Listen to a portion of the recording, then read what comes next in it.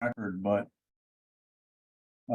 we talk a little bit every week about the benefits of the information that's available to you from MLS, and everybody has a dashboard when they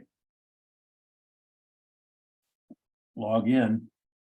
And one of the things that I recommend you do, at least, maybe daily, maybe at least every couple days, is that you go take a look at this Market Watch widget. The Market Watch is going to give you a pretty good idea of what's happening in the overall residential market. And you can take a look. We looked last week, but here's nearly 1,000 new listings in the last 7 days. Sales of 800.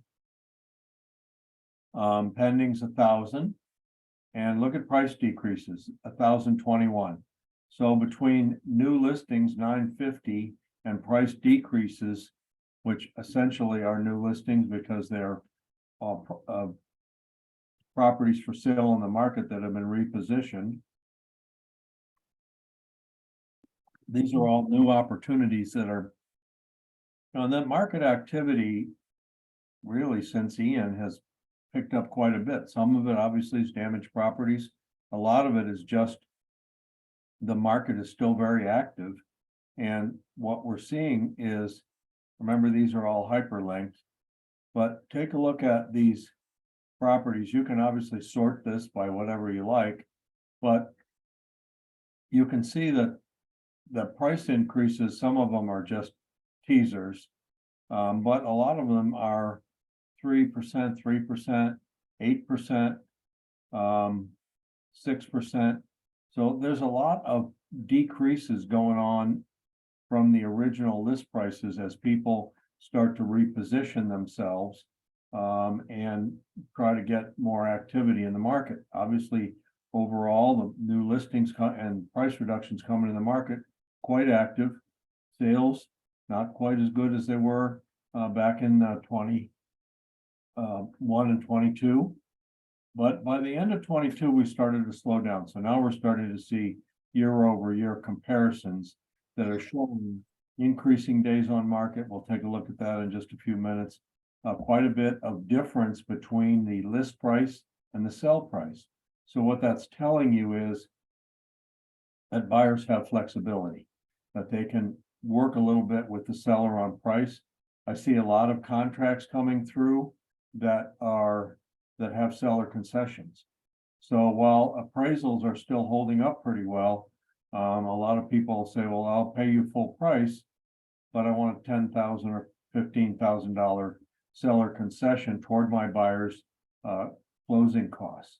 So use this information to be more of an expert in your market. You want to be more factual. You want to be sending out more information to your database, because we've moved from what they were calling a speed market in 21 and early in mid 22 to a skills-based market.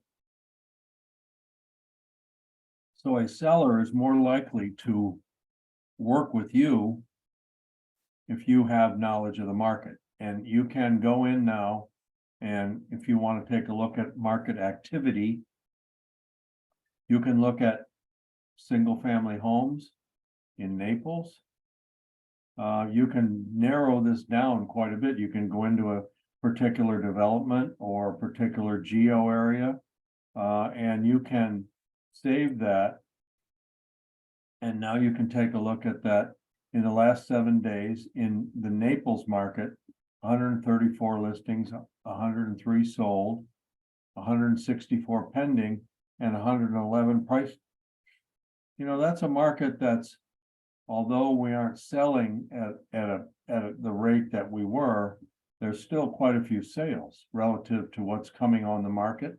So between solds and pendings, the market is keeping up with what's being added to the market. However, there's been more market activity in the last, probably since mid last year. There's been more listings that have come on the market, more properties available for sale. So now we're still not by any standard in a buyer's market, but we're starting to get up to see 3 and 4 months of inventory. And we feel like at 6 months, we're balanced. Going over 6 months, we're trending toward a buyer's market. So depending upon how long you've been in this market, we've been since 2019, we've been pretty much a strong seller's market. There was a lot more demand, a lot more homes sold. And when the pandemic hit, we slowed down for a few months, but then beginning toward the end of 2020 and going on till the middle of 2022, there was really quite a furious pace of sales, prices going up because of the slowing amount of inventory, and very much accelerated market. Then about the middle of last year, we started to slow down. You also have a nice tool on your where you can put this on as a widget and expand it, right? Or you can go to it in a link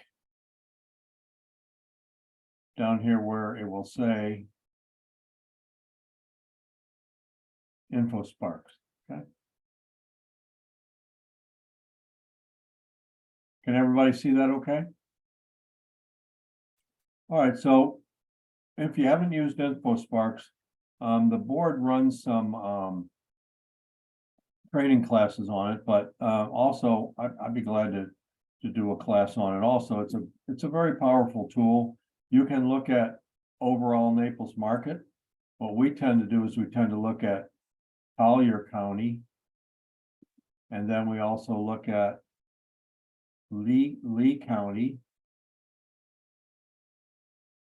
And then two markets are quite different. Oops. Went right by it. Okay, so we can now compare two counties. We have the ability, I'll move this down here, to now take a look. The March numbers are released. We usually wait until the 9th or 10th day. Today's a good day. I'll be publishing the stats, tomorrow based on today, the 10th. But we can now start to take a look at what's happening in the market. And you can zero in to particular neighborhoods. You can zero into North Naples. You can zero into Estero, areas of Estero, Bonita Springs, anywhere in our market by just adding an area, going to a development, and taking a look. The issue you're going to have is if you gear this down too much to a particular development, you may not get enough activity to show trends. But overall, we're starting to see the median price. It's doing a little bit of up and down, but since it took a drop it started coming down last year. It's still on a slight uptick in Collier, but in Lee, we're starting to see the median trend down. Okay. And this is good information for your customers, is what's happening with prices. Well, prices really, if I draw a straight line across here, since the middle of last year, there's not been much change. It's a little fluctuation, because remember, the median is the middle, and we haven't had large numbers of sales, so that they jump around a little bit, but look at the trend. I mean, we're not seeing a whole lot of hanging around 600. So we're up to 635 in March, up 6%. In Lee County, we're up just under 400,000, up 3%. Okay, so you can also, let's go in and take a look at new listings. And here's what you're starting to see since last September, October, November. You're starting to see the number of new listings going up a little bit. In Collier County, though, compared to last year in March, over here, where we had 1,800 new listings, we're down just a little bit, 1,500. In Lee County, which is the line I'm looking at here, this is Collier here. This is Lee. We're starting to see, quite an uptick, and since October, pretty much of an uptick. In Collier, we've had a couple of months down, but overall, the trend line is up. And obviously, it's down from the peak of last year, but we've started to see a pretty good increase. So you can print these graphs and send them to your customers. You can put this information on your website, links to your website, and you can make them static or live. But this is a good way to communicate with your sellers if they're looking for what's going on in the market, and also with your buyers. So there's good information. This is a nice tool. Let's look at total homes for sale, right? That number's up substantially over last year, up 96% in Collier and up 124%. So the total homes for sale is going up. Pending sales now, they went down pretty good down in through December, but in the spring we started to see some pretty constant increases in pendings. In Collier up, but in Lee, look, we're up quite a bit. Still not, obviously, when we compare year over year to last year, they're still down over, some of the biggest months last year, but they're trending up. All right. New listings and pendings are trending up, which pendings are your forward look of things that went under contract, and typically in this market, 45 days to close. So this is your forward look as to what's going to happen over the next couple months. And look what you're seeing. You're seeing an uptick in sales. Total sales, again, same thing. We're starting to see an uptick. Still not what they were last year at this time, but look at the change that's gone on since they dipped down into October here, and a steady trend up in Lee, and a slightly lower trend up in Collier, but still the direction of the market is good. So days on market, let's look at average days on market. It's starting to climb from where it was when we had like no days on market. Let's go to a year ago. We were, 18 days, 20 days. Now we're up more like 40 and 50. So this is what's telling you that places are staying on the market longer. Obviously, the days on market is up substantially over last year at this time. If we want to look at month supply, again, you're starting to see we went from January 22, where we had no inventory. Now we're all the way up. We're approaching 4 in Collier and approaching 3.5 in Lee. So if a balanced market is 6 months, we're still very much in a seller's market, but the trend is more toward a balanced market. Here's an interesting one that you can share is, let's look at average. Look what's happening from April of last year and March of last year, where the list to sell was 100%. Now it's come down quite a bit and still down to 95, 96. Again, look at the trend line down in terms of margin of between the list price and the sell price. Okay. It's down over last year. And obviously can go and look and see if there's a big difference in single family homes, right? We're just looking at single family homes. You started to see 95, 96, which is quite a bit different than when we go to last year, 98 and 105. So you can look at condos. We'll take a look at condos.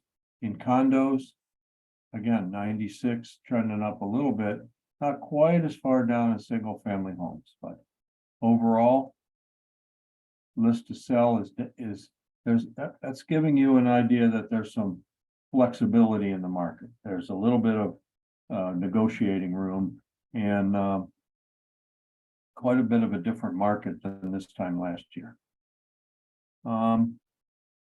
There's another couple of stats here that are pretty good. The showings to pending. Let's do average. So we're starting to see where we had a lot more showings. Showing activity in Lee County is down a little bit. Showing activity in Collier jumped up pretty good in February and then went back. So this is a measure that you can show your customers what they can expect from, you know, for a number of showings they're going to see before a pending contract is written. Showings per listing, again, went quite a bit down over last year, now coming back up to where we're seeing less than last year, but we're starting to see a little bit of an uptick, kind of flattened out a little bit in March. So I think you can use these stats to go in and look at price ranges, at what type of structure. You can look at waterfront and non-waterfront. You can do a lot of things with this package. And I recommend that you, obviously, we publish the numbers for Collier and Lee in all of these stats once a month, usually about the 10th. And you can send those out to your customers. If I can grab last month real quick.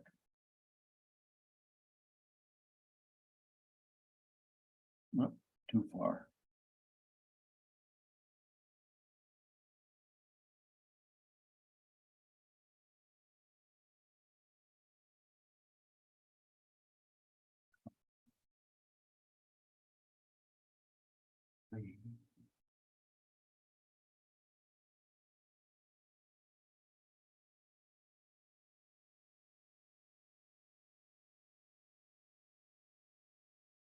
All right. I'm going to stop my share here. And I'll go back to share screen. All right, well, here's Collier for last month. Now we send these out, we'll send these out in an email blast to everybody that's on our roster, so you can get these, but we're gonna send the March numbers out to you tomorrow. But this is a great way of kind of measuring what's going on in the market. And you can see the lower list to sell. You can see sales are still down over last year. Pending's down a little bit. But look what's happening to days on market in Collier, up 53 days, up 112% over last year. Median price is still going up a little bit because the number of sales is down, so that median is going to fluctuate a little bit.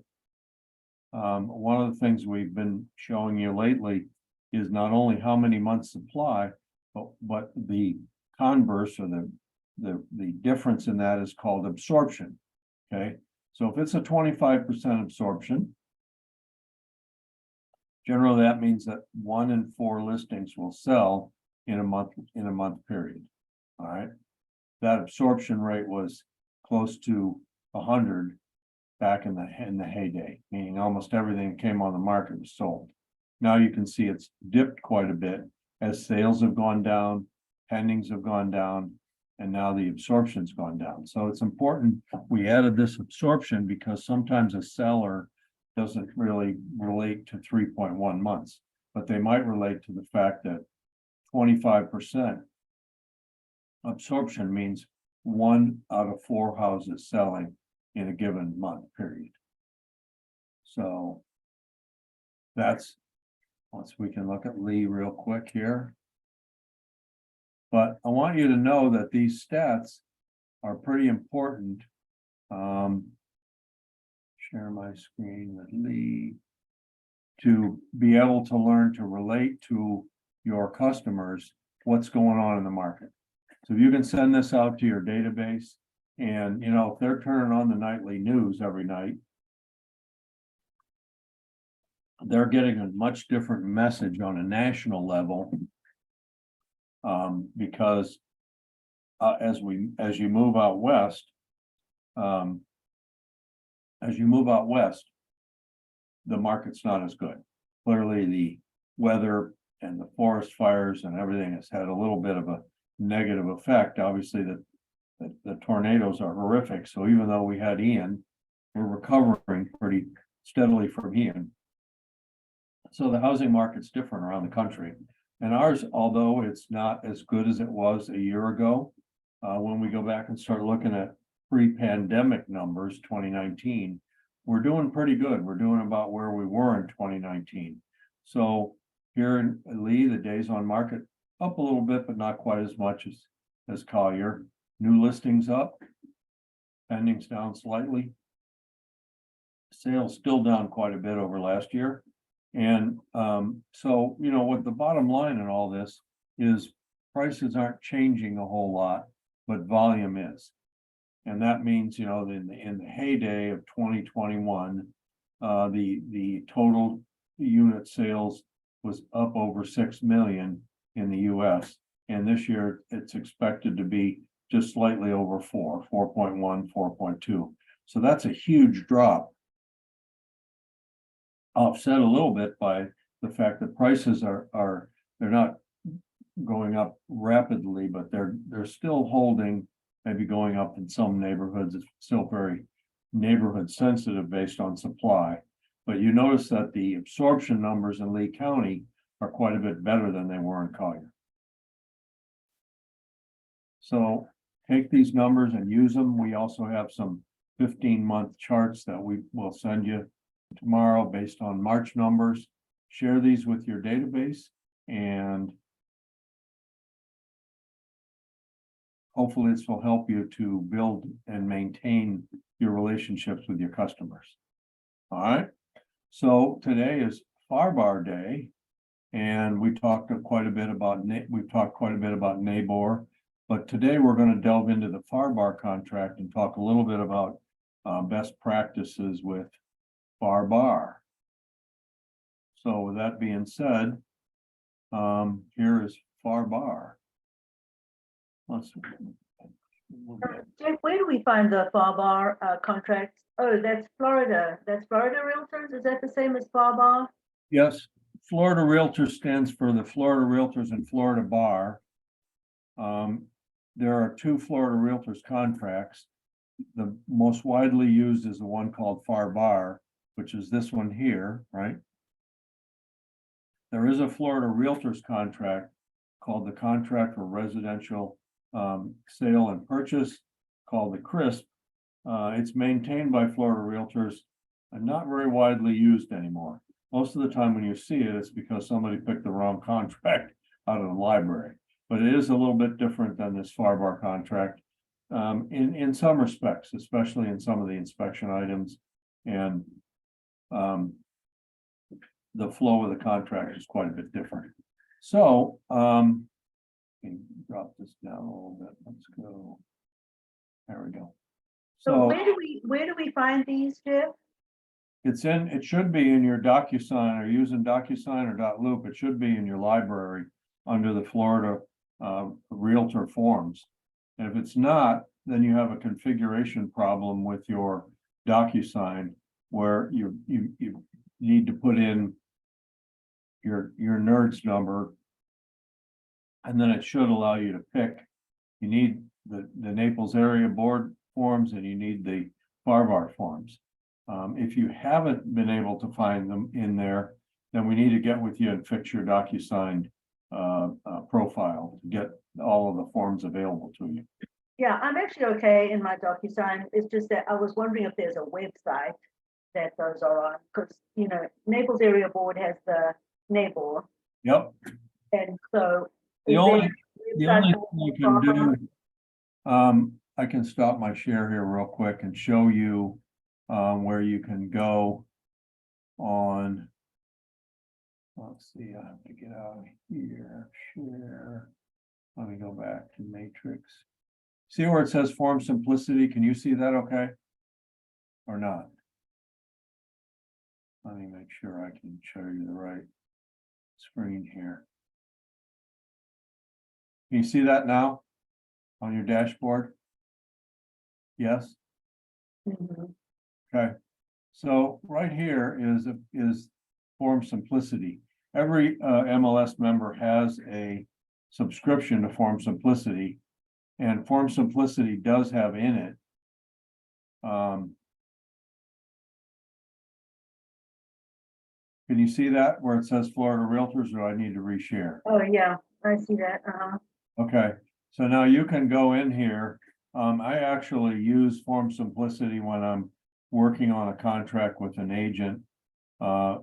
Especially when it's a FAR bar. And I actually use the form, put the forms in here, but you can see where you can go to blank forms. And Florida. And then all their forms are here. You can download them. So you can get them. This is similar to when you can go into the NABOR website and get all of the NABOR contracts. All right.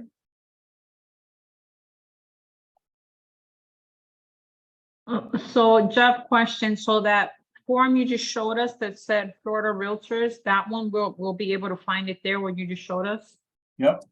Okay, All of the Florida Realtor forms, but they should be in your if they're not in your DocuSign library, you should from your DocuSign library be able to access all the Florida Realtor forms and all of the NABOR forms. And if you can't, you need to let us know. So we need to just tweak your profile a little bit in DocuSign. All right, let's see.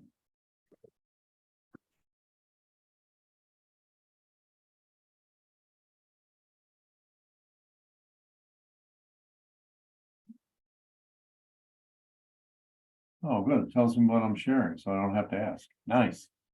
All right. So this is the FAR bar contract. This is the training package that we use when we teach it at the board. So it's got all of the documents in there, plus the as-is version and all of the riders. So this is what you get when you take the 4-hour CE class from NABOR. All right, so FAR bar. Let's talk a little bit about FAR bar versus NABOR. We're getting ready to do a lunch and learn early next month at NABOR, comparing and contrasting the contracts. And I believe I've done a couple classes where I compare the two side by side. But anyhow, the cool thing about this contract is you see every place that you can enter something has a little asterisk next to the line. So when you're going through this contract, you'll know the more that you take my classes that Broker Jeff is not a fan of blanks. There's a lot of defaults in this contract where if you leave it blank, it defaults to a choice. And I'm not really fond of that because I don't know whether you looked at it and said, I'm going to use the default, or whether you didn't look at it and it could default to the wrong thing for your customer. So remember, you can look kind of at the end of before you send this contract, you can kind of look at all these lines that have an asterisk and say, have I looked at all these lines? Did I put in what I wanted, or did I forget this? Kind of a nice double check before you send something out. Okay, so obviously we're going to put in the seller and the buyer, same as any contract. What you need to know is you need to know the full name of all of the sellers, or if it's a trust, if it's an estate. If you don't get the seller parties all listed on there properly, you can, as we've seen a few agents, have a homestead problem. And all the person that's not listed on that contract has to do is raise their hand and go, I didn't approve this sale, and you're out. So make sure you do your homework and look at the deed of the property. You can now, there's two websites. In Lee County, it's LEPA, LEEPA.org. In Collier County, it's collierappraiser.com. Those are the websites maintained by the property appraiser. And on those sites, you can look up a property and get all of the information that you need to write a contract. But always check the deed for the property before you write the contract, and just because it's in MLS, and MLS says it's Jeff Jones, how do you know that if I look at the deed, you know, it's myself and my wife? So, you know, you gotta get the deed right. We can probably do a little exploring here. Could you say what the site is for the Lee County appraiser again? LEEPA.org.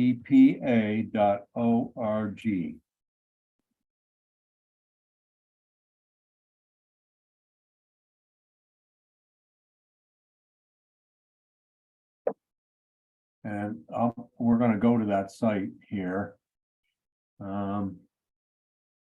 need a property to show you.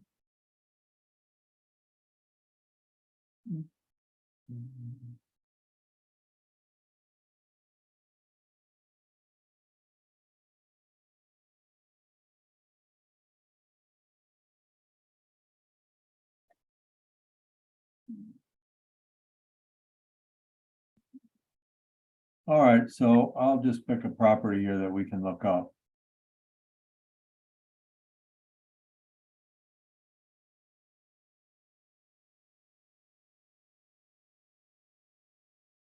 I'll spike the property ID off here. But just so we don't get too far off track here,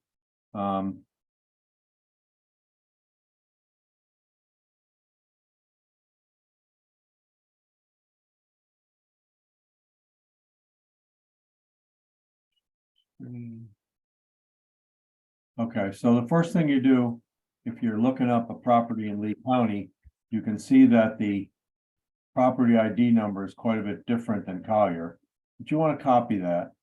All right. And then we're going to go to. Did it switch or I need to reshare? I'll reshare just to be safe. All right, let's go to the Lee County Property Appraiser site, which is LEEPA.org, right? And here we can take our PID number and paste it in and do a search.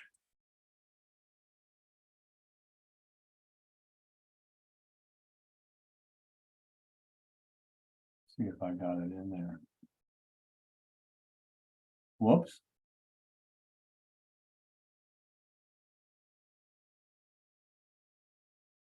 Copy.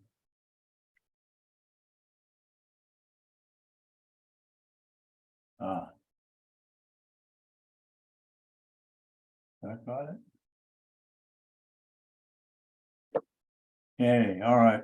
So now we all right, I'll go back. Share. Okay, so I put in that property ID and we can pick any one. This is the one that I put in.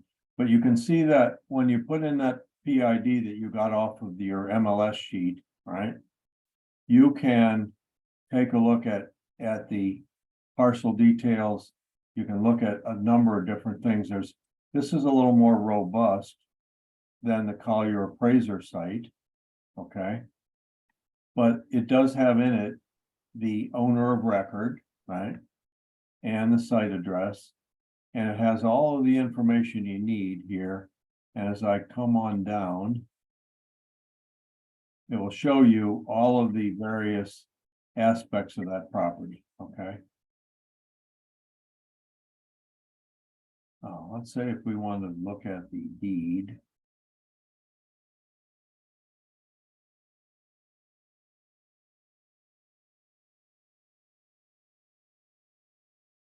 That should be the deed right there. Actual.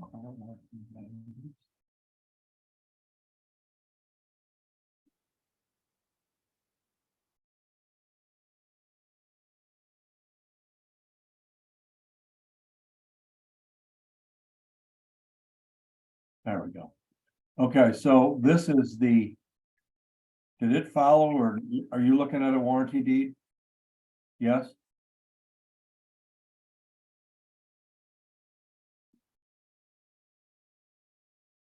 Somebody say yes or no. I don't see a warranty deed. Yeah, it's showing numbers. So it's showing here. Let's see if I can get the deed here. we No go. document. All right, so what I was on, right, was I showed a sales transaction and I clicked on there. And then that's gonna show me the deed that was recorded. Which is gonna look like. Yes. Nope. Huh, too much screen share. It makes Jeff a dull boy. There we go. All right, so this is the deed. That from the last sale of that property, okay? And you wanna look at that deed and you wanna make sure that the current owner, right? Is Kimberly Joan Panozo, right? That's who the property's deeded to. And you need to make sure that you have that name on the deed exactly as it is here. This is, I might not have picked a great example, but if it was a husband and wife, or a trust, it would be a little bit more complicated. Jeff, quick question. Once you clicked on the click sales transaction, where else did you click on to get to that deed part? As soon as I clicked on the, let's look at here, here's one here.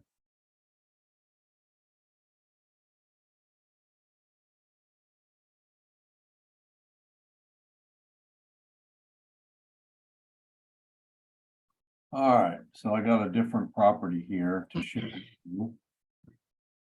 And I went down here to the sales transactions.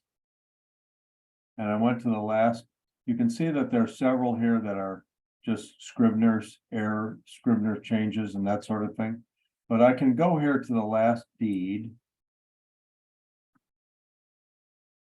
And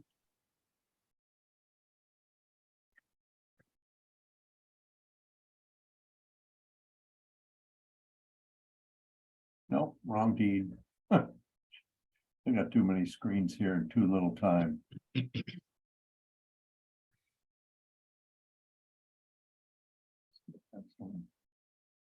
Oh.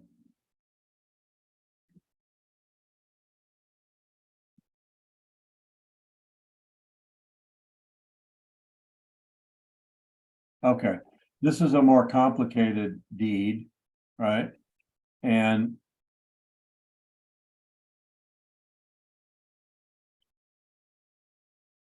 so you can see that there's more parties here. To Richard and Elizabeth Meska as trustees of the Meska Family Joint Revocable Trust under agreement dated. So the seller here is the Meska Family Joint Revocable Trust, and Richard Meska and Elizabeth Meska are trustees. So again, you gotta look at the deed to make sure you have the right name nomenclature in the seller portion. Otherwise, you can get yourself into a situation where your contract could. And if there's, if there's a estate or a trust, make sure that you do the research to make sure you've got the correct information in there. When you're working with your buyer, I think the best thing to do is to say, how do you plan to take title to this property? Because if they're thinking about using an LLC or forming a trust, then you want to know that now.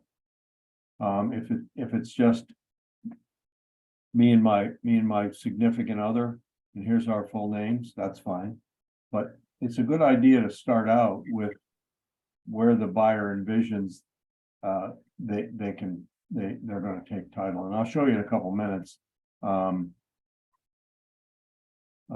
why that is. Jeff, sorry, could we go back to the how to find the property in the tax record. So I've got the property ID in, from Maris. Is that the number where we want to copy and then paste? the Correct. search by? Okay, so then I go into the property data search for Lee County, and there's the parcel strap number. Yeah, it's a parcel ID number. So when I paste that in, it gets all kind of funky and it doesn't put in the right number there because it has a format. Make sure you copy and paste it in and you get what looks like this, right? You have to have the last 4 digits there. The first time I pasted it, it didn't copy in completely. Yeah, But the second time I did it, see, make sure when if you're gonna copy it like this, that you copy the full link, right? And then you can go to the online parcel inquiry, paste that number in, and it should work. But the first time I did it, it didn't paste properly, so I hear you. But the second time I got, the full screen here. Okay?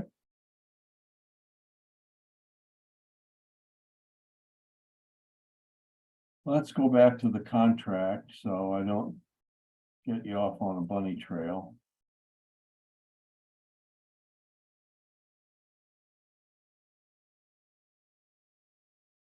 So,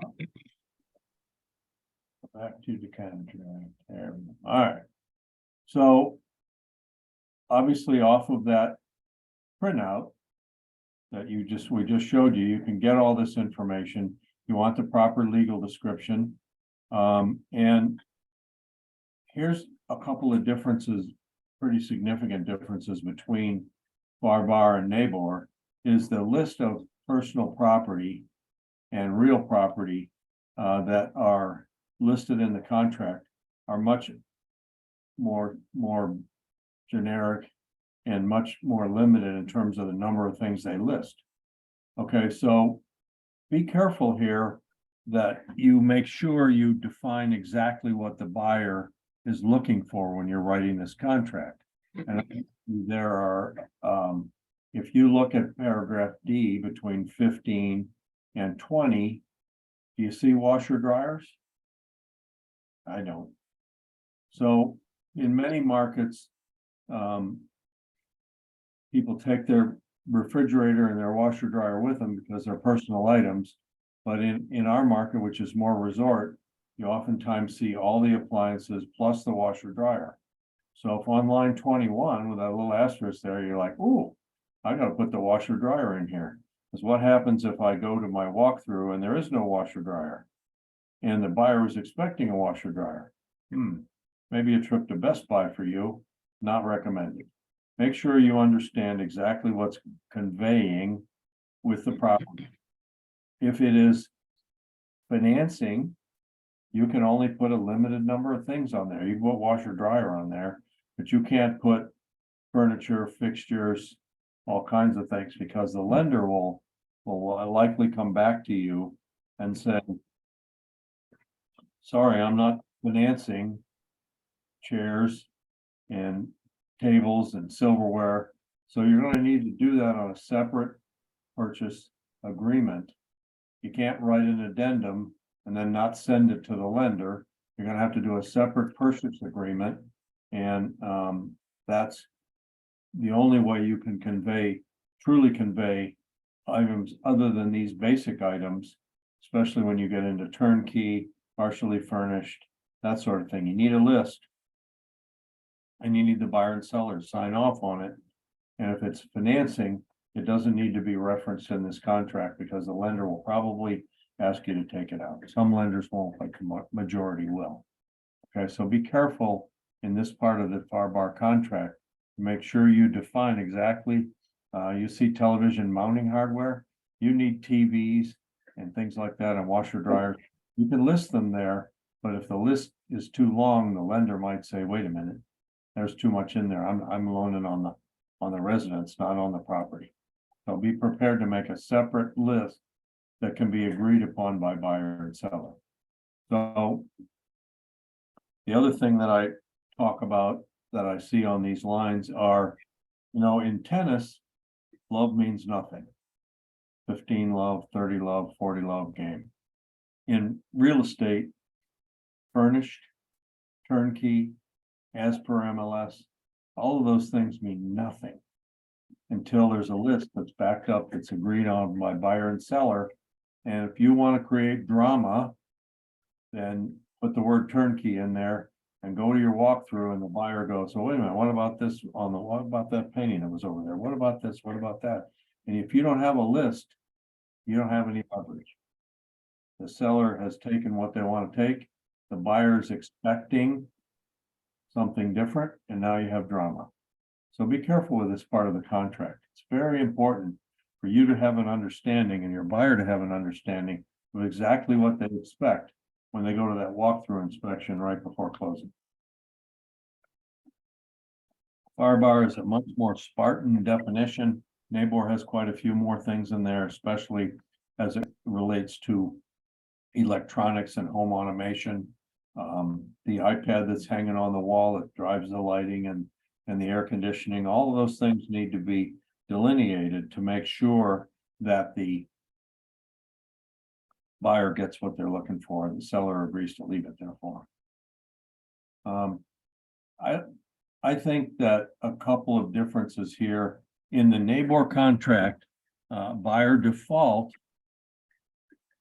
is limited to deposits made to date. Bar, any deposit, whether it's been made or not, is at risk if the buyer defaults.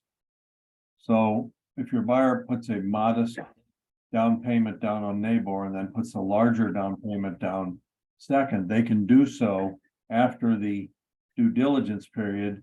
And then they can easily say, well, you know, we can't agree. I don't like what was on the inspection report. I can forfeit a small deposit, but in FAR/BAR, that doesn't work. Any deposit you put either on line 28 and or on line 37 is at risk if the buyer defaults. Always include an escrow agent, could be the closing agent.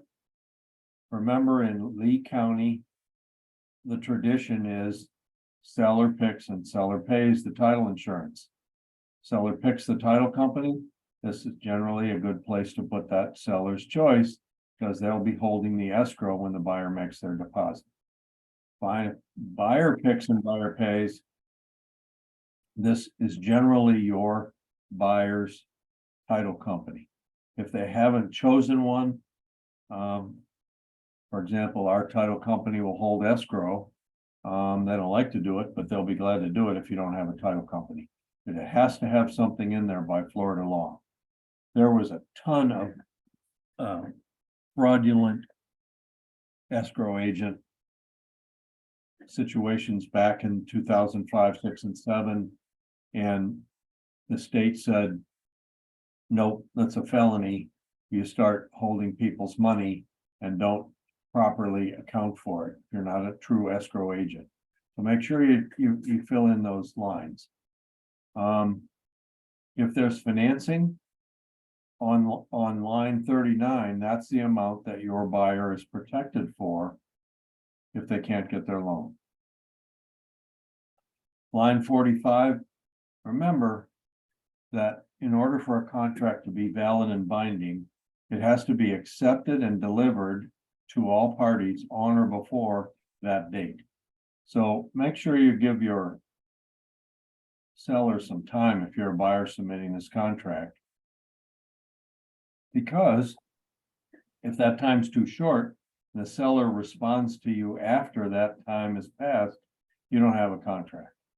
So be careful with that. I do the compliance for all of the contracts, and I see half a dozen a month where that date on line 45 is passed when the seller counters or the buyer comes back with a counter to the seller. So make sure that that date is there. If it changes by virtue of delays in offer and counter offer,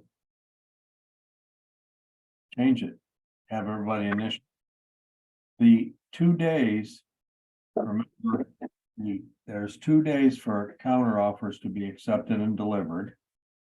But the original counter offer has to be inside that time for acceptance. If the counter is made afterwards, you're making a counter on a contract that's not binding. So be careful with that timetable and I don't suggest you leave it blank. If you leave it blank, it means there's no expiration on any of the period of offer or counter offer. I recommend you put it in there and give the buyer, or excuse me, the seller, a little bit of time to respond, like at least a couple days. All right. Closing date, again, in the NABOR and FARBAR contract, the closing date is time of the essence. Every other date in FARBAR, whether it be a deposit date, an inspection date, is also time of the essence. And time of the essence means if we go past an agreed upon date and time, then the party that is not in compliance with the contract at that time is in default. So remember that whether it's a deposit date, inspection date, closing date, these are all time of the essence in the FARBAR contract. In the NABOR contract, they're not. So there's much more flexibility in dates in the NABOR contract, although it's still a contract, you still have to observe the. So I'm going to start kind of going through some of the other areas of this contract that I think are important for you to notice. 84 and 85. If you check on line 85, may assign but not be released from liability, that means that if your buyer decides that they want to form an LLC or a trust, then they can do that and without any further approval from the seller. Now, the other thing, and we don't see a lot of it, we see it in land contracts mainly. I go to contract, I find another buyer that's willing to pay me a premium, and I can assign the contract to that new buyer, but not be released from liability. So you see it more in land transactions, you don't see it that widely. And it's something that I just recommend you check on box 85. The seller doesn't want to give you that possibility. They may very well change that to may not assign. Notice if on line 86, if no box is checked, buyer may not assign this contract. So again, I'm not a fan of leaving boxes unchecked. There's a choice to be made. It's got an asterisk there. Pick one. Generally, you will not ever see a seller allow a buyer to assign and be released from liability. So it's usually going to be one of these two. And I recommend checking the first box on line 85. Obviously, we're going to get down into financing. The financing in this contract is far different than the NABOR contract, but it still works. If you check box B, again, please don't leave this stuff blank, but you must check the type of loan, what type of rate your buyer's looking for, and always put something into not to exceed. You'll notice it says if left blank, then the prevailing rate based on your buyer's credit worthiness. Well, the buyer is trundling along thinking he's going to get 6%, 6.5 tops. And all of a sudden they check the buyer's credit and they say, sorry, it's 7 3/4 for you, Mr. Buyer. And he's like, that's ridiculous. I don't want to pay. I can't afford those payments. If you leave that blank, the buyer cannot get out on the financing contingency if they're approved at the higher rate. So be careful. Buyers shall make application within 5 days. Put 5 in there. I'm just not a big fan of blanks. So the way this contract works is in the loan approval period, which is right up here in line 90, it's 30 days unless it's otherwise stated. The buyer must notify the seller whether they have loan approval. And so we go on down to if within the loan approval period, buyer obtains loan approval, buyer shall notify seller, same in writing prior to the execution. Or if buyer is unable to get the loan, also notify him in writing. In FARBAR, notification by email is sufficient. Don't need a letter from the lender or anything. And remember, in both the NABOR contracts and FARBAR contracts, no texting. Text messaging as of October 21 with FARBAR and October 22 with NABOR, text messaging is not an official form of notification. Okay? So, that's something that you should remember. Respond to this immediate text here, teaching until 3.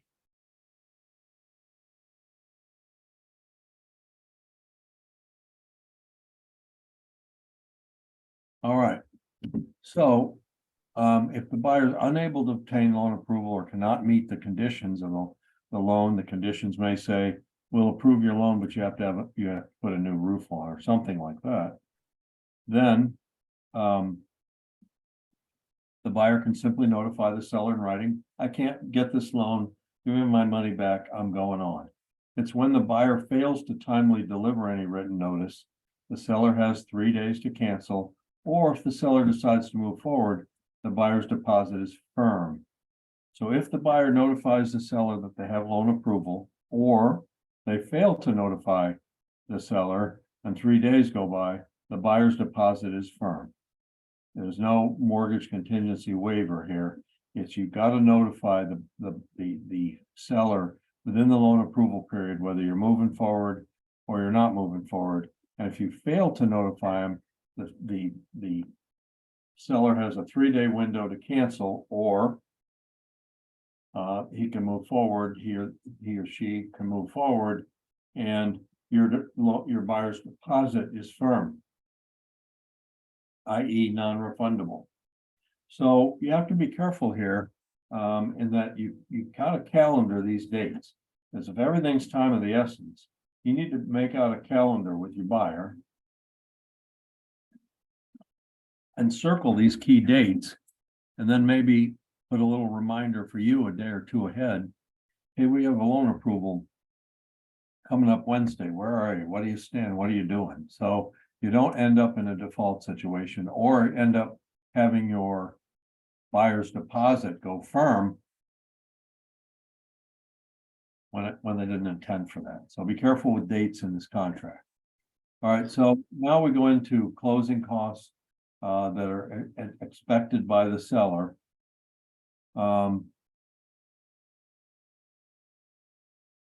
Then you come down to these lines 144, 146, and 148. Very important.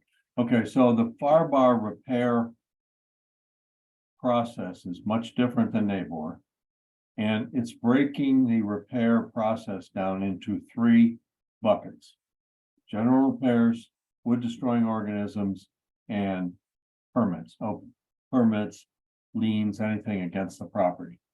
All right, so if you leave this blank, it defaults to 1.5% of the contract price, which if the contract price is $800,000, that's $12,000 that the seller is obligated to make repairs up to. However, if it's a $300,000 property and you leave that blank to 1.5%, that leaves the buyer $4,500 to ask the seller for repairs. So the way these buckets work is these are maximums of which the seller has to repair or address until that money's exhausted. So you have the right in your inspection period to ask the seller for a credit or ask the seller to perform repairs. And they're obligated to do that up to that amount. Beyond that, they can decide to make the repairs, or they can say, too bad, so sad, Mr. Buyer, you asked me for 10,000 and the repairs were 12,000. Therefore, I'm going to make the repairs up to 10,000, and that's all I'm obligated to do. You have to be careful that you don't just go racing by that number. If it's an older home and it might need, the appliances are old, it might need some work, Make sure you give your buyer some leeway there. This is the seller's maintenance obligation here. The seller is required to maintain the property in the condition it was in when he went to contract. If for some reason something happens between the time you went to contract and the time that you finally end up going to closing, something happens, the air conditioner doesn't cool anymore, the reverse osmosis system doesn't work anymore. Those are seller's responsibilities. And at closing, the seller can offer the buyer credit, or the buyer can say, nope, I want to escrow 125% of the cost to repair that. And that is not a cap on the seller's requirement. It is money that's set aside for the repairs to the home that occurred after the contract was signed but before closing. Right? Seller's maintenance obligation, really important part of the contract. Now we come down to the cost to be paid by buyers. I really think you need to do a buyer net sheet, which you can do from a number of apps, but always have, before you go sign that contract, have the buyers aware of what their monthly payment is, how much you're gonna have to bring to closing, because that can be real sticker shock. When somebody sees that they have to bring $30,000 to closing, or that their monthly payment is $5,800. Because once you get into the contract, unless you have an as-is contract, it is what it is. These are costs that are being paid by the buyer. Again, if you do a buyer net sheet, all that's going to be listed on there. And they're not going to be guessing as to how much they have to bring to the table for closing. In title work, again, we talked about escrow agent up above. So here is where you want the seller to designate the closing agent and pay for owner's policy, or whether you want the buyer to pick the closing agent and pay for the owner's policy. My general take from my experience is, if you've got the buyer, even though the buyer might have to spend $2,000 or $3,000 or $4,000 on the owner's policy, that they have the advocate is the closing agent. Is it a huge deal? Can be. Depends how good the seller's closing agent is and how much you want to rely on them to represent your buyer. So I would have that discussion. I always recommend the buyer is better off controlling their own destiny at closing. Survey, not quite so important anymore with the new FEMA flood insurance, because they've already mapped every property as to their height. Generally, you get fairly close on your flood quote by calling the insurance guy a little bit in advance.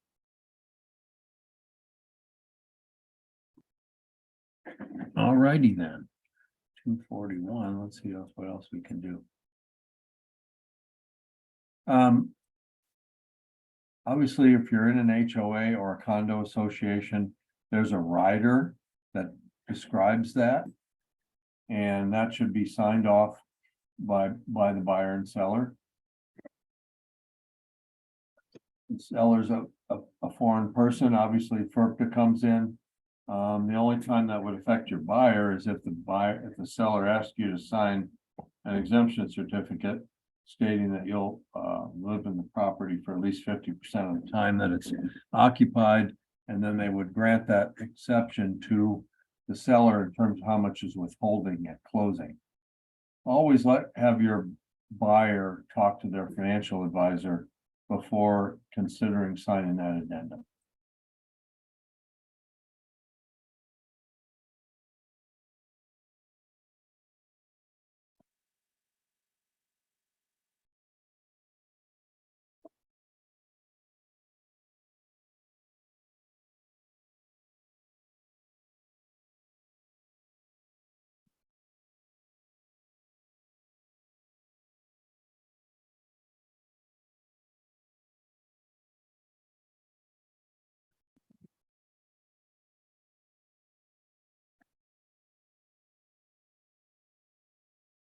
Okay. Trying to think what we can do in the next 15 minutes here to get you through this contract.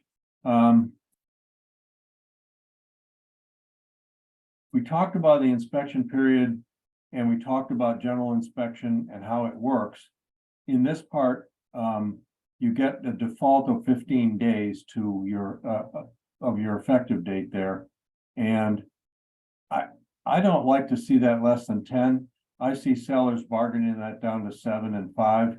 That doesn't give you much time. Remember, in this contract, you have to finish your inspection, get your estimates from contractors, and get back to the seller during the inspection period.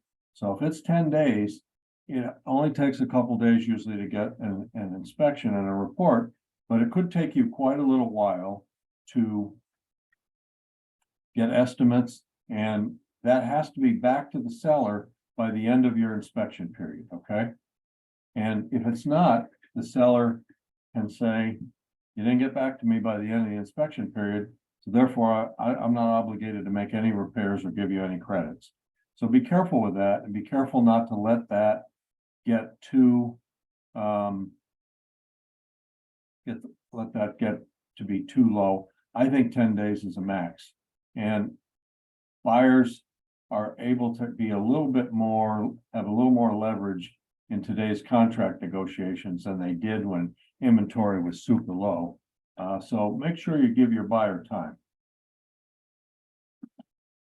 So if you look at 294, this is defining what is defective, what the buyer can ask the seller to repair. And remember, up to our first bucket, our first general repair bucket. There's a little bit of language in here. If the buyer asks for a credit, the seller can get their own estimate. If they don't agree, they can get a third estimate. A little bit tedious in there, but basically, if the buyer asks for a credit, the seller has the ability to get their own information from a licensed person.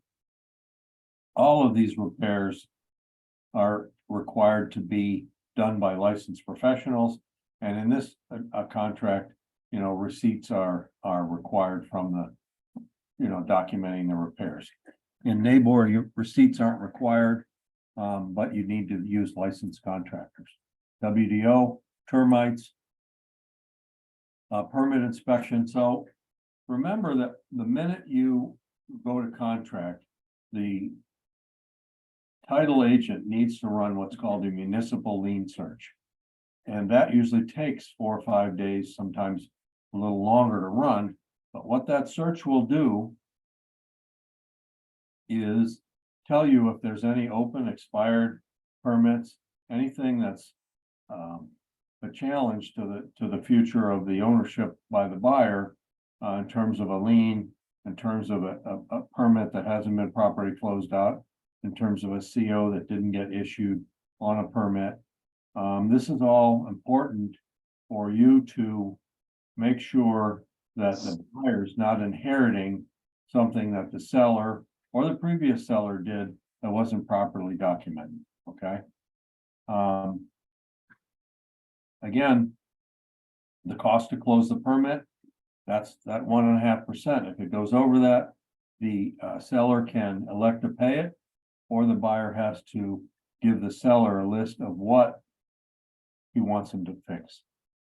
The walkthrough inspection, again, same in both contracts, day of, day prior, really an important period of time for the buyer, because this is the buyer's chance to look at the property, check the inventory that's supposed to be left in detail, check to make sure all the repairs were done, check to make sure that the place, they don't open the garage and it's full of junk.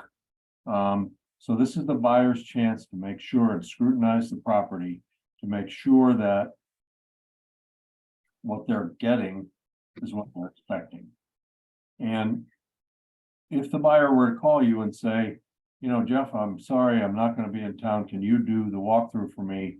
You say, I'm sorry, I'm not able to do that. I'm not covered by my insurance for that. I can't take on that kind of responsibility, but I can bring the inspector with me to make sure that all of the repairs have been done properly, make sure that the systems are functioning as they were when we did our inspection. So please don't volunteer to do the walkthrough for a buyer because your E&O insurance won't cover you.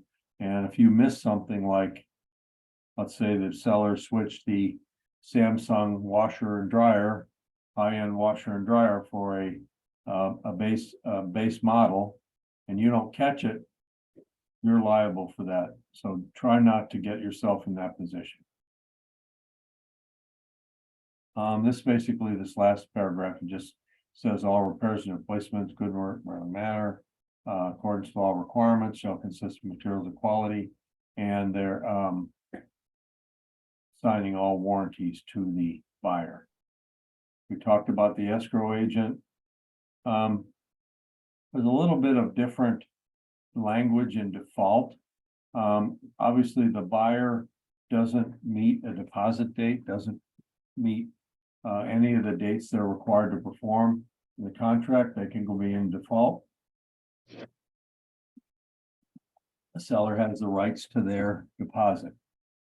And there's a dispute resolution section in this contract that requires the buyer and seller to do mediation before they go into a lawsuit. The standards in the contract are boilerplate, but they define what a title defect is. They define what an encroachment on a survey is.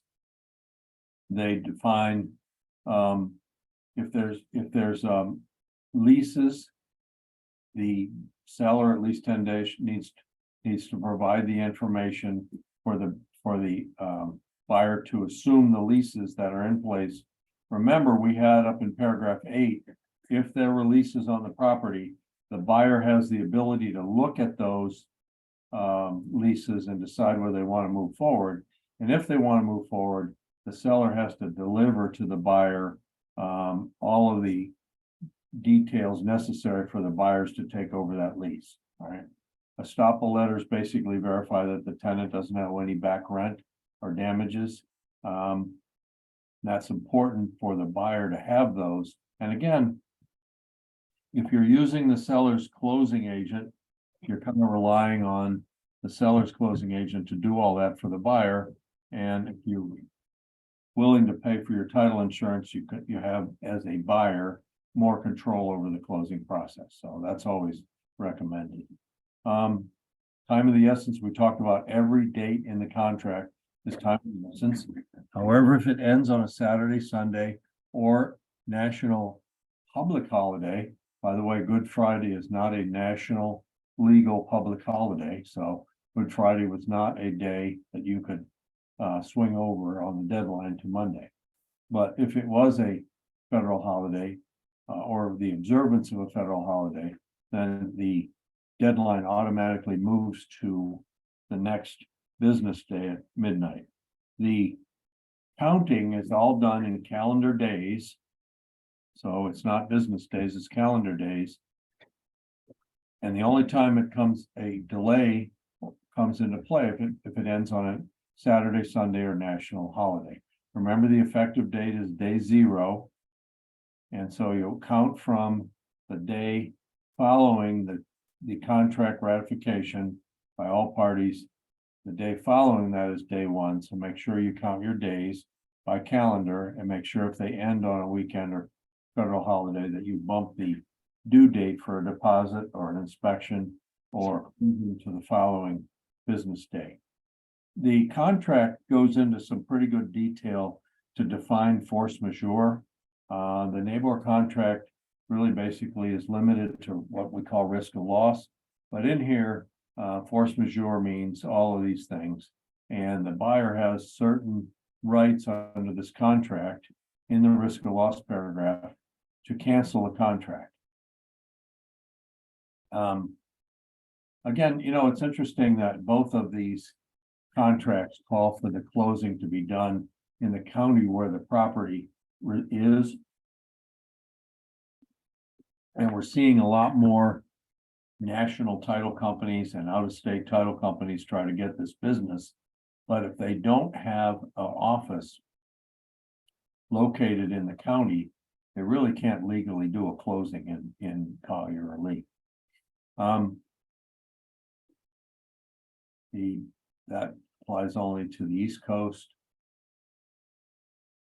Again, remember, when you do your closing, that there's a proration. So if you're closing in June, the seller pays the first 6 months of the real estate taxes. They pay their portion of any association fees. Anything that's due is prorated. The day of closing belongs to the buyer. This is added basically if a buyer wants to go in as cash, and the buyer decides to get a mortgage, the seller has to make with reasonable notice, has to provide access to the property for appraisals and inspections and walkthroughs, okay? And this particular contract refers to a follow-up walkthrough in the event that the buyer finds something in the walkthrough that the seller hasn't done. The seller can say, I'll have it done, and I'll give you a follow-up walkthrough. The risk of loss paragraph is hugely different in this contract. Notice that if the damage exceeds 1.5% of the purchase price, that either party can cancel this contract. If the restoration is not completed as a closing, there's an escrow capability. But remember that if the cost of restoration does not exceed 1.5% of the purchase price, which in many cases is very low, then if it's a greater than 1.5%, then the seller can pay the additional costs, or the buyer can say, I'm out of here and I've got my deposit back. So very low bar for a buyer being able to cancel after the damage that we saw in Hurricane Ian. 1031 exchanges are basically, we just agree to cooperate and we agree to live within the dates that are required to complete the exchange. PERPTA again is another topic where there's a foreign seller and they're required to withhold certain amounts. It's basically, if it's over, if it's under 300,000, by the buyer signing an exemption, withholding can be canceled. However, remember, the buyer is the one that's really on the hook for withholding if the seller for some reason doesn't fulfill their obligations. So if the seller is asking your buyer to sign the exemption, make sure your buyer, consults with a financial. Don't be the advisor on this, because basically the buyer, in giving the seller an exemption, agrees that they will live in the property 50% of the time that's occupied. So that means if it's occupied for 4 weeks out of the year, the buyer has to agree to be there for at least 2. If they're not, and the seller under withholds, then the buyer could theoretically be responsible for the difference. It's a little touchy. I think you should ask the buyer to check with their financial advisor if the seller is asking them to sign the exemption certificate. So here are all the riders to the contract. We probably should do a whole contract class on the riders, because there's a lot of them and they have different things. The 2 most important ones are the condominium rider and the homeowners association rider. Any additional terms, these should be legally sufficient, i.e. approved by an attorney before you start writing in there. If it's something very simple, like seller to provide buyer a $10,000 credit at closing, possibly you could use a sentence like that. But I would always, if you're in doubt, check with your broker. That would be me, and we'll go over it. And if it's complex, we're gonna ask an attorney to help us with that wording. You do not want to practice law without a license in this paragraph, okay? The last part of the contract, fairly straightforward, but the buyers and sellers really need to provide an address where they could be sent any kind of notice from one attorney to another, or from one attorney to a buyer, another attorney to a seller. You need to fill that in. And again, down here, list your name if you're the selling associate or the listing associate and your broker. And remember, lines 714 to 719 are important in that the compensation cannot be modified in the sales contract. So if the listing or selling agent agrees to reduce their commission in favor of a credit to the buyer or seller, that needs to be done in writing with the approval of the buyer's broker or the listing broker. So you can't put in here, listing agent to credit buyer $5,000 or $500 at closing. It's not a verifiable statement, right? So there you go. We're at 2:59. We're at the end of the class for today. I will tell you the as-is residential contract is identical to this contract with the exception of the inspection paragraph. So all of the fees for 1.5% and everything are gone because the buyer is going to get a due diligence period that's defined in this contract right here. So paragraph 12 replaces all of the language that we had in there for inspections and repairs and buyer and seller interaction. It's replaced by this paragraph, and basically it says, if buyer determines in buyer's sole discretion the property is not acceptable, then buyer may terminate this contract by delivering written notice. So this was meant, really, these contracts became quite popular during the distressed property stage, when the owners were banks or investors, didn't know anything about the property and weren't going to make any repairs, and it was take it or leave it. What this contract is morphed into, we can go into a lot of detail, is as is accept. As is, we'll take it as is if you'll make this repair or that repair. It's as is if you'll give us a $10,000 credit. It's as is if you'll reduce the purchase price by $8,000. So this contract was never designed to be as is accept, but in common practice, especially in Lee County, the majority of contracts are written as is, and then the buyer can, within the due diligence period, ask the seller in the form of an amendment if they will make repairs or give credits. The seller has to agree to these credits or repairs inside of the inspection period, because if you go one day beyond that, the buyer's accepted the property in the condition it's in. So you have to be careful if you're working with an as-is contract, that you make sure that if you're going to ask the seller for any type of modification to the contract, be it repairs or credits or price reductions, that you do so and that the seller agrees to them before the end of your due diligence period.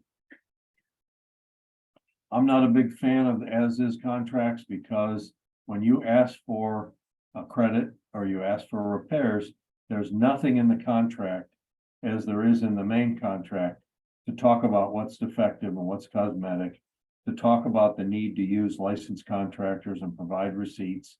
So once you go beyond the right to inspect and right to walk away, now you get into a very gray area of how repairs are handled, how credits can be agreed on, and it becomes much more of a wild, wild west in terms of how a buyer and seller can agree to anything other than I'll take it or I'll leave it.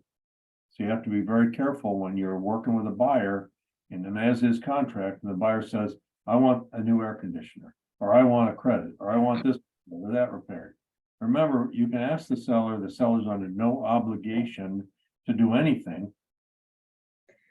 However, there's a little bit of a catch-22, and then if you point out to this the seller that there's a truly defective item and you'd like either a credit or them to repair it, and they say no, and you walk away, the buyer, the seller and seller's agent now know of a defect.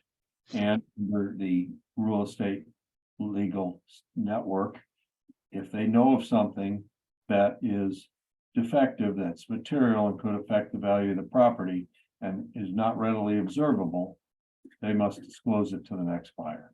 So there's a little bit of a reason for a seller maybe to consider a repair or a credit because they don't want to necessarily disclose that to the next buyer if this contract fails to go to fruition. There is one other thing that I'd like to mention to you in this contract, because the seller knows of no facts, except as provided for in the preceding sentence. Seller extends all warranties and makes no representation of any type expressed or implied to the physical condition or history of the property.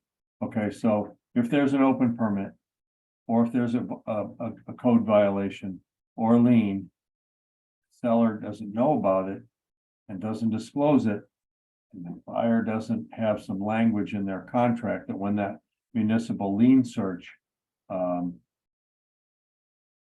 is completed, then basically the seller has no obligation to address these type of permits unless they know about them, and then they have to disclose them. So be careful when you're writing this contract, always to include some language down here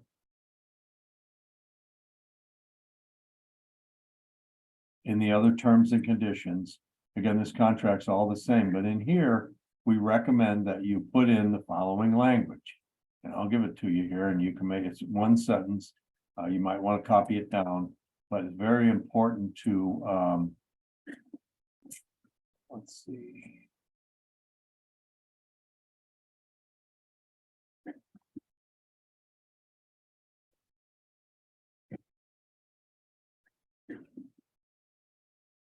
Okay.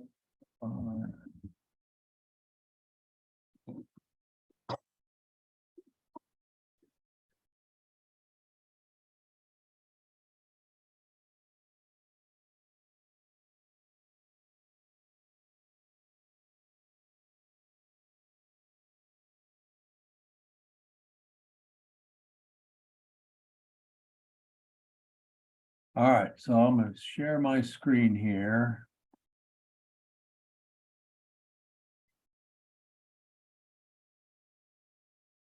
Can everybody see that okay? How am I sharing? Okay. Properties be conveyed without any open or expired permits, municipal liens, or code violations prior to closing. I'm trying to figure out how I can add that to every one of our as-is contract docs, but it's not particularly easy to do that with DocuSign. Make sure you add this language into the other terms and conditions of all as-is contracts. Otherwise, your buyer will not be protected for any open permits, expired permits, municipal liens, or code violations if they're not discovered during the due diligence period. And in most cases, your due diligence period is 7 to 10 days. That is often not enough time to complete the municipal lien search and identify these issues. So please, you can take a picture of that. You can write it down, but make sure you include that in all of your as-is contracts. All right. So it's 3:07. Kept you long today, but that's FAR bar. It's a reasonably dangerous contract because of the time of the essence. All the dates have to line up. It's a little bit different than NABOR in that your buyer has to do all of their inspections and get back to the seller during the due diligence period, in whether it's in the regular contract, in your inspection period. You have to request items from the seller inside of the inspection period. You don't have 5 days like you do in the NABOR contract to to make those requests. So be careful with your timetables. Understand that everything's time of the essence. Understand that all deposits are firm and due at the date of the contract, not out into the future, okay? And as always, you're welcome to send me a contract. You're welcome to call me with questions. And like I say, the FAR bar is the most widely used contract in Florida. And you really need to know it and understand it. Even if you're used to working in Collier County, you may be making an offer on a property in Estero or Bonita Springs or Fort Myers or Cape Coral or Lehigh Acres, in which case the traditional contract is the FAR bar. Remind you that you don't have to use the FAR bar listing contract. You can use the NABOR listing contract anywhere, and it has nothing to do with the sales contract. So a lot of people like to use the NABOR listing contract. It's a little easier, a little more straightforward. The FAR bar again has to be initialed on the bottom of every page, like the sales contract does. And so if you want to use the NABOR listing contract, you can use that anywhere. Sellers really usually don't care. But buyers and listing agents like to see FAR bar in Lee County and north. Okay. Everybody have a great day. Thanks for your time. Hope it was worth your while, and we'll see you next week. Bye-bye. Hey, Jeff. Yeah. Hey, it's Vicky Kerrigan. I was just gonna check with you, if you had time tomorrow or Wednesday, just to review, the buyer's agreement or anything I have to just prepare for that closing April 26th. Yeah, sure. Should I just check with Maria what time frame would be good for you? Well, we have the sales meeting tomorrow at 11 to 12. So if you Right. want to come in, why don't you come in? Are you coming to the sales meeting? I can't because I have the mandatory MLS training at 9 to 12 at Zoom. Okay. So, right. I didn't know what time, I mean, I guess we still have a little bit of time yet to get it all straightened out. Yeah, Thursday. I'm usually here Thursday, so I'll shoot you an email with some possible times we can get together. Okay, great. All right. All right. Thanks so much. All righty, everybody have a good afternoon. Thank you. Bye-bye. Bye-bye.